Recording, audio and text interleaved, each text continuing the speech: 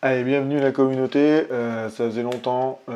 Petite vidéo, j'ai décidé de faire une petite vidéo pour, au vu des annonces un peu incessantes, hein, comme quoi ça va être compliqué l'avenir, que les retraites, on va devoir travailler plus longtemps, etc. etc. Bien évidemment, moi je ne vais pas vous proposer de recettes miracles. Mon objectif pour la petite série que je vais lancer là, c'est de vous expliquer un petit peu les différents moyens de gagner de l'argent sur Internet. Alors, je vous rassure tout de suite, c'est pas des solutions où vous allez gagner des millions en 30 secondes. Donc, si ça vous intéresse pas, je vous laisse aller voir d'autres vidéos qui vous proposeront des process ou on va dire, des solutions que j'appelle des arnaques, des scams, comme on peut dire, lire en anglais.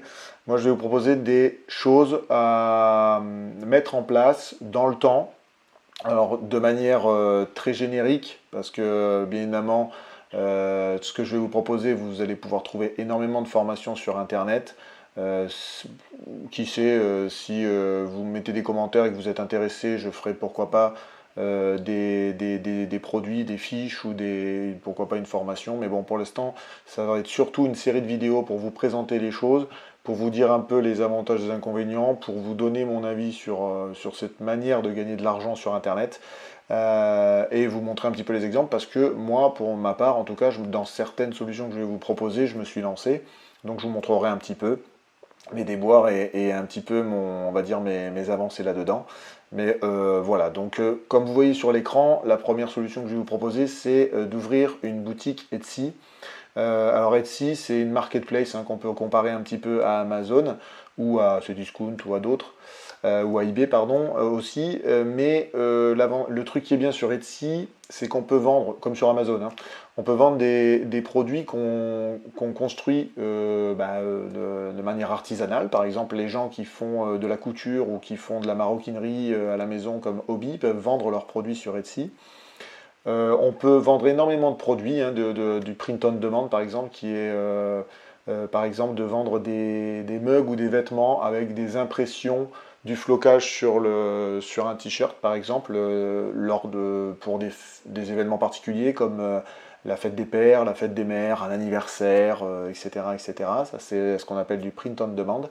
Et on peut vendre aussi, et c'est là où je vais un peu plus m'attarder parce que moi c'est, je trouve le produit qui est que quand on commence, on n'a pas besoin d'argent, ou très peu en tout cas, hein, moyennant un abonnement, hein, comme à chaque fois, mais ça je vous expliquerai plus tard, c'est les produits numériques.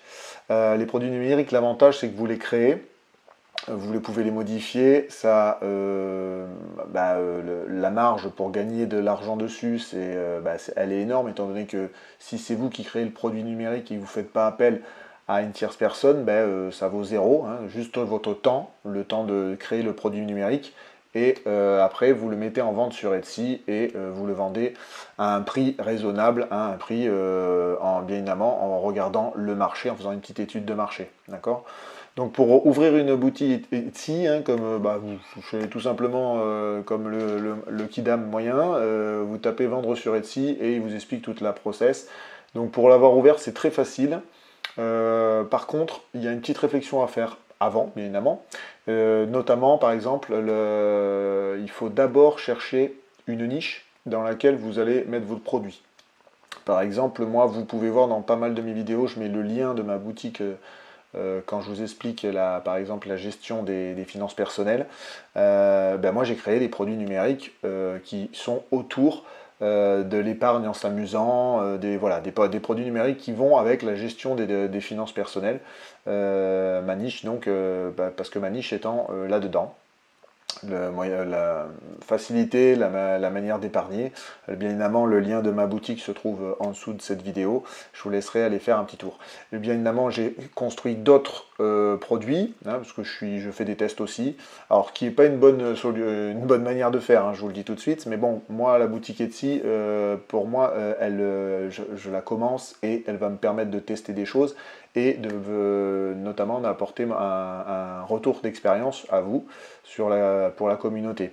Donc, comme je fais aussi pour l'investissement en bourse, où je fais des essais sur un courtier et je vous fais un retour de temps en temps par le biais de mon canal Telegram. Canal Telegram, pareil, le lien vous le trouverez sous la vidéo. Comme à chaque fois, ça vous permet de voir les différents posts que je fais et surtout de pouvoir commenter les posts et discuter avec moi en direct si vous le voulez. Évidemment, vous pouvez aussi laisser des commentaires sous la vidéo, je me ferai un plaisir de vous répondre. Donc pour en revenir à l'ouverture de la boutique Etsy, très simple, on clique sur le lien qui nous sort, hein, j'ai déjà ouvert la page, et là vous allez sur etsy.com/sell, voilà, donc comme vous savez, hein, c'est en anglais américain, donc on va traduire tout ça, on va traduire pour mettre en français pour que ce soit plus simple. Voilà, là vous faites commencer, et après derrière, vous allez répondre à des questionnaires, etc. etc. C'est pour ça que je vous dis de d'abord, bien comme ils le disent ici en plus, hein, il va falloir choisir la devise, bien évidemment la langue, et surtout choisir un nom pour votre boutique. Ce qui veut dire que si vous devez choisir un nom pour votre boutique, il va falloir sélectionner votre niche. Donc par exemple, comme je vous disais, moi j'ai pas fait quelque chose de très compliqué parce que comme je veux une boutique qui puisse s'adapter aux différents produits que je fais, je l'ai appelé tout simplement Legard Design.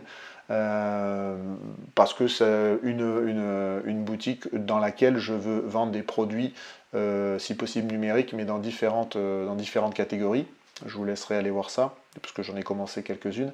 Après, si vous voulez aller plus loin, vous pouvez aller dans comme par exemple le Make Money, hein, vous pouvez faire, je sais pas moi, une boutique qui s'appelle Make Money.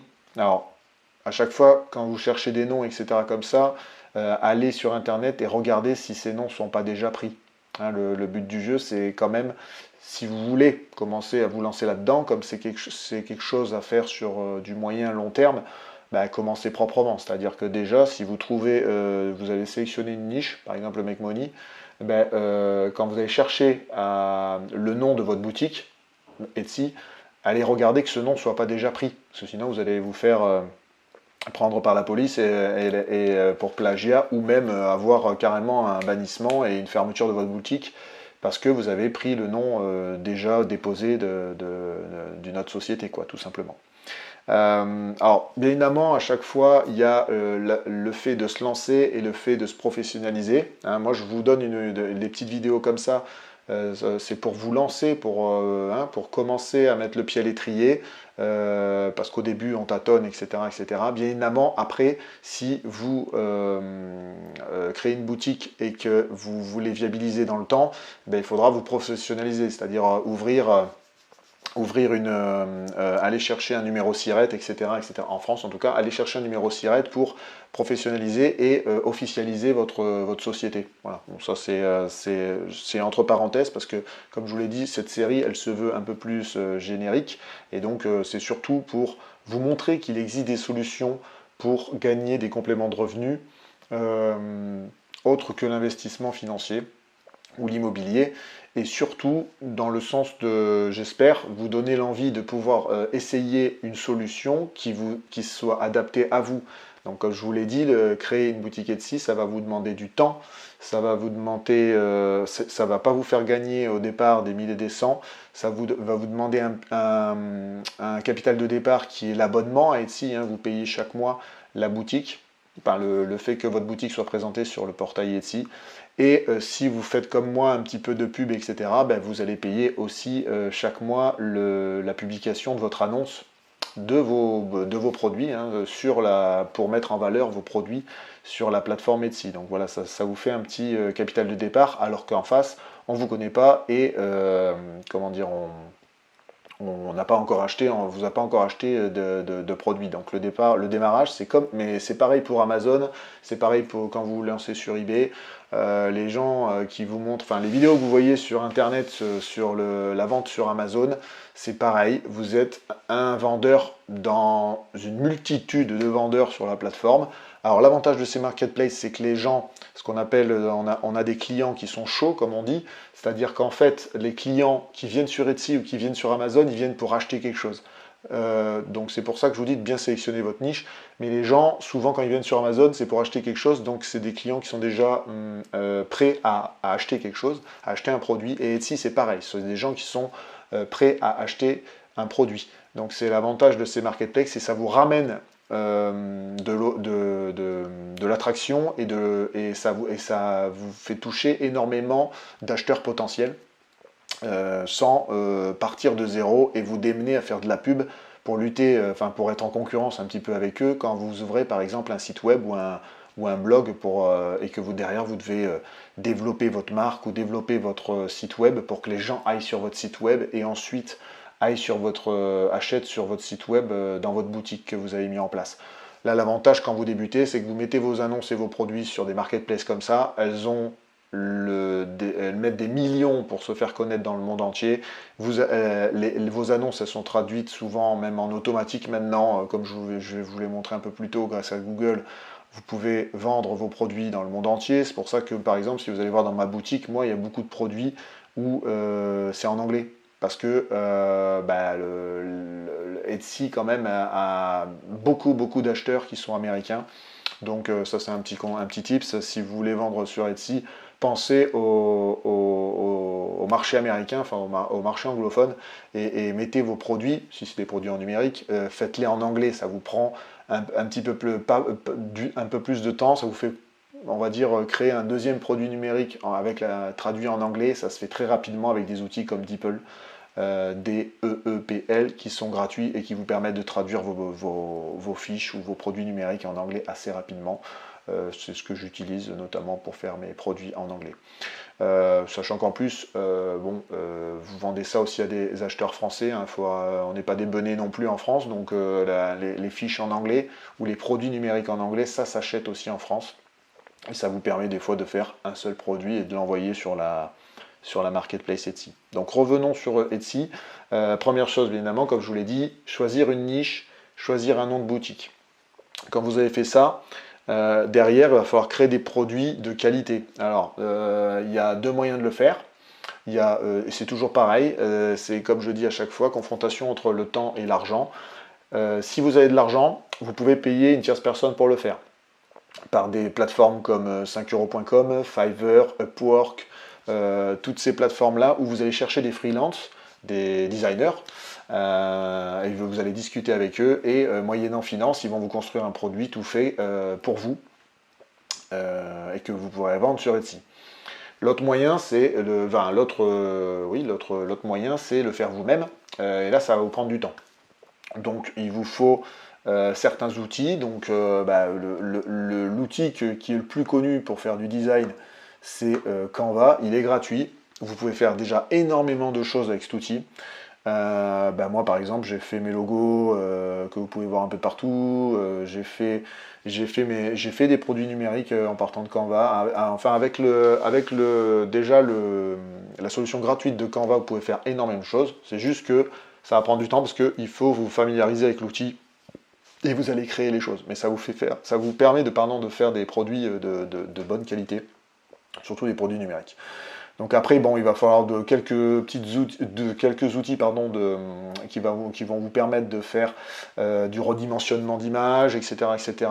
Pourquoi? Parce que quand vous faites du produit numérique, en fonction du produit que vous allez créer, il y a des dimensions à respecter. Je ne sais pas moi, vous voulez créer un bouquin de dessin pour enfants, il va falloir aller voir les annonces concurrentes et notamment la Fnac ou des sites comme ça de vente pour aller chercher les dimensions exactes du gabarit par exemple d'un album pour dessin pour enfants. Et à partir de là, vous allez redimensionner votre produit, donc là pour le coup des dessins que vous aurez fait à la bonne dimension. Il y a des petites choses comme ça pour avancer dans votre produit. Quand vous faites des cartes de jeu, des cartes de visite, je sais pas moi, des signatures de mail, tout se vend. Hein. Enfin, vous allez voir sur Etsy, il y a énormément de choses. Moi, j'aime bien je crée des planeurs, moi, des planificateurs, comme on dit. J'en ai fait quelques-uns. J'aime bien les planificateurs parce que j'aime bien tout ce qui est to-do list. Et comme vous pouvez le voir sur ma chaîne, je fais pas mal de vidéos aussi sur la productivité et l'organisation. Donc, ça fait partie on va dire, des choses que j'aime bien créer. Donc, Là, pareil, il y a une dimension à respecter, il y a on va dire, des codes couleurs à respecter parce que souvent, quand vous faites par exemple un produit numérique, ben, vous n'allez pas le mettre avec des couleurs de partout parce qu'il il faut penser au client qui va l'imprimer qui va l'imprimer chez lui, ça va lui tuer par exemple les cartouches d'encre. Donc le plus simple, c'est de faire des choses de couleur un peu plus claires qui tuent pas en fait la cartouche d'encre couleur du client, hein, bien évidemment. Donc ça, c'est des petits tips que vous allez apprendre au fur et à mesure et que je vous donne un peu comme ça. Donc là, voilà, c'est créer des produits avec Canva. Il y a d'autres produits, hein. Il y a Adobe, bien évidemment, mais ça coûte, c'est une solution payante. Canva, pour commencer, c'est super. Moi, je continue à faire même des choses avec. Voilà. Et en fonction de votre familiarisation, vous allez prendre la main et de plus en plus, vous allez créer des produits de plus en plus complexes et avec une meilleure qualité. Derrière, après, quand vous avez fait vos produits, bah, il faut faire une description. C'est-à-dire que déjà, il y a ce qu'on appelle des mock-ups. Alors les mock-ups, c'est pareil, je vais vous donner un autre outil gratuit, mais qui est un avantage, celui-là, c'est il peut se relier à Canva. Donc pour le coup, c'est assez pratique. Ça, ce sont des mock-ups. C'est ce que vous voyez sur des affiches de bus, etc., etc. Ça vous permet de positionner votre produit dans un environnement de manière professionnelle. Voilà. Donc pour les produits numériques, l'avantage c'est que vous pouvez, par exemple, si vous créez, comme vous voyez là, si vous créez un cadre pour la maison, ben, vous pouvez le positionner dans un environnement déjà préexistant. Ça s'appelle des mock-ups et ça va vous permettre de faire une annonce sur Etsy. D'accord? Et bien évidemment, qui dit annonce dit description. Donc il va falloir faire une description détaillée, expliquer les choses, pas de manière trop caractéristique. Le but du jeu, c'est de vendre le produit en donnant des informations intéressantes et surtout utiles pour le client sans trop en mettre. Le but du jeu quand même, hein, comme à chaque fois pour le marketing, c'est de répondre à une solution, à un problème pardon, du client ou lui proposer quelque chose qui, si on est dans la déco, qui serait bien dans sa maison par exemple. Voilà. Donc ça, c'est pour donner un aperçu visuel un peu plus professionnel. Bah, le site où je suis, c'est Smart Mockups. Il se relie à Canva, ce qui vous permet un peu de faire les choses directement dans Canva. Ça, c'est assez pratique. Euh, je vous mettrai pas les liens j'ai pas besoin de vous mettre les liens de tous les logiciels. Je vous dis, n'hésitez pas, mettez sur pause la vidéo. Vous avez tous ces liens en cherchant sur Google. Ils sont pas compliqués à avoir. Pourquoi aussi je dis de faire sur Canva et de créer les choses parce qu'il y a des codes à respecter sur Etsy, sur Amazon, etc., etc. Quand on crée par exemple des produits numériques et notamment du print on demand sur Etsy, il ne faut bien évidemment pas faire de plagiat. Donc, par exemple, je vous donne l'exemple flagrant, si vous prenez le Mickey Mouse, et que vous le mettez sur un t-shirt pour le vendre sur Etsy, vous allez être banni et vous allez avoir des amendes énormes parce que vous avez plagié le Mickey Mouse, qui est un logo déposé de Disney, de Walt Disney. Voilà, ça c'est pour grossir le trait, mais c'est pour ça que moi je pars du principe que quand vous vous lancez dans ces aventures-là, créez les choses, créez vous-même les choses. Alors je ne dis pas de réinventer la roue, je vous ferai une autre vidéo là-dessus avec un outil très utile sur Etsy, mais c'est d'aller chercher, d'aller voir les annonces des concurrents et dans votre niche que vous avez sélectionnée au tout début du monde, d'aller chercher les produits sur lesquels vous voulez vous positionner et sur lesquels, en fonction de votre expérience et votre manière de travailler, s'adapte, oui, s'adapte le mieux à vos valeurs et aux produits que vous voulez vendre à votre clientèle. D'accord? Après, quand on a mis tout ça en place, ben, il y a du SAV à faire, bien évidemment, puisque vous ouvrez une boutique. Donc il faut répondre aux clients, etc. Donc Etsy est assez bien fait. Vous avez la version Etsy Seller sur le téléphone qui vous permet de répondre aux gens, de recevoir quand vous recevez un commentaire ou une question, bah, d'avoir une sorte de notif sur votre téléphone et de pouvoir répondre assez rapidement. Et après, vous avez des outils de emailing. Alors, il en existe plein, hein, Sendinblue, Mailchimp pour les plus connus. Moi, je vous parle d'Aweber. Pourquoi? Alors, moi, je l'utilise vraiment de manière très basique, Aweber. C'est pour récupérer, pour créer, pardon, une liste d'emails. Parce que à chaque fois que je vends un produit, je demande aux gens de s'abonner enfin, de me mettre dans leur mailing list, tout simplement pour recevoir les produits suivants. Et ça me permet, moi, de créer un répertoire de mails, parce que quand vous faites de nouveaux produits, vous pouvez comme ça relancer les gens. Alors là-dessus, attention, petit cadre et petite règle, c'est que vous n'avez pas le droit de récupérer les mails et d'envoyer à mort, de spammer les gens sur leur mail.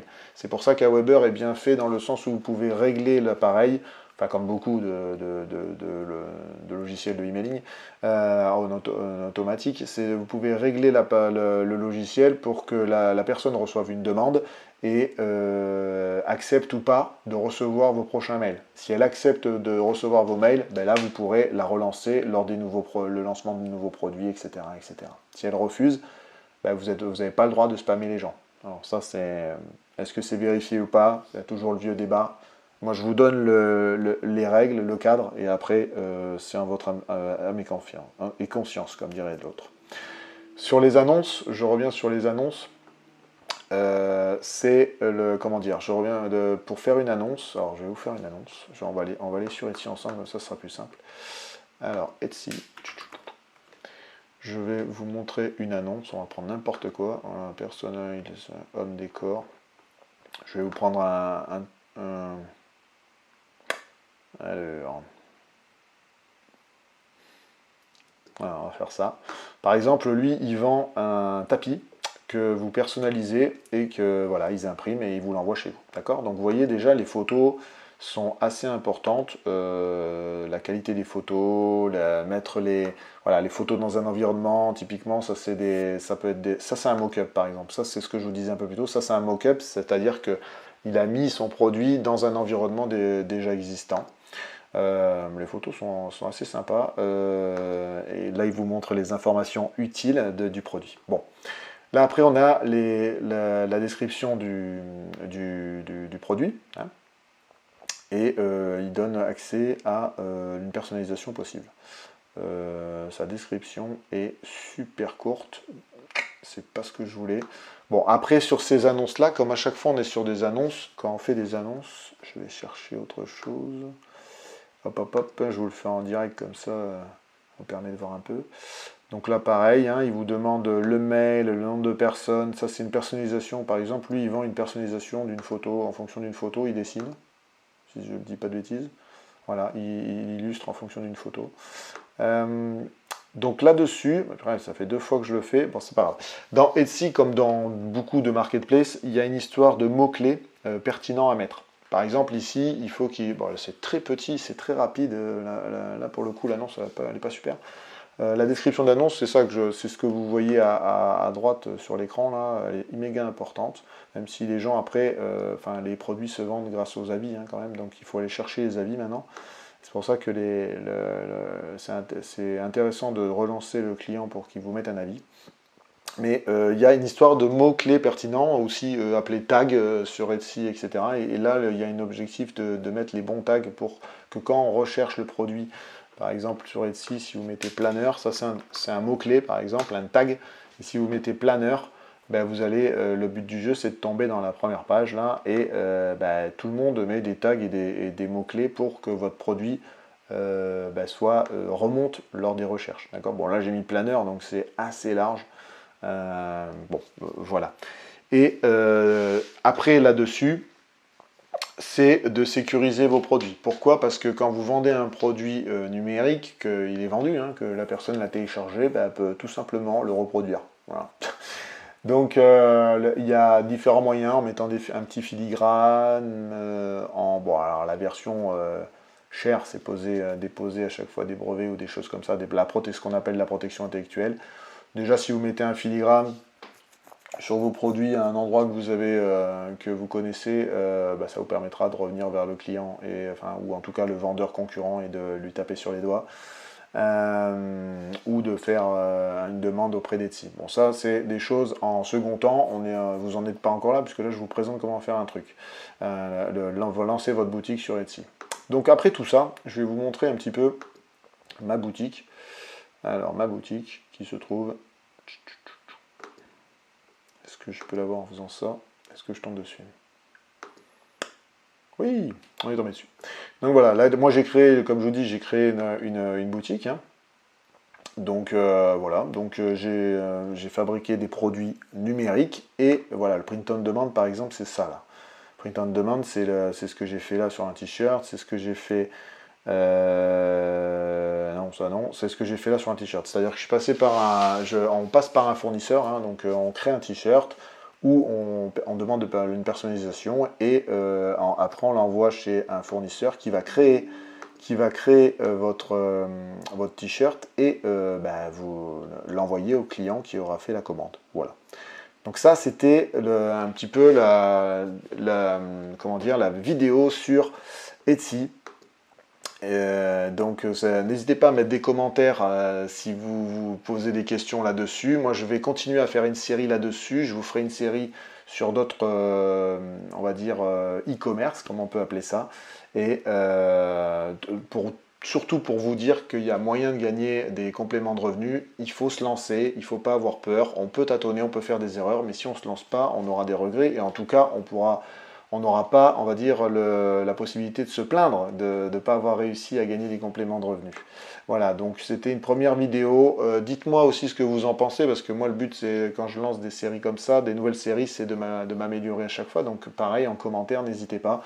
Et je vous laisse le lien de ma boutique et le lien de mon canal Telegram, bien évidemment, sous la vidéo, pour me poser des questions et me faire des retours. Je vous remercie encore et je vous dirai à une prochaine. Ciao, ciao.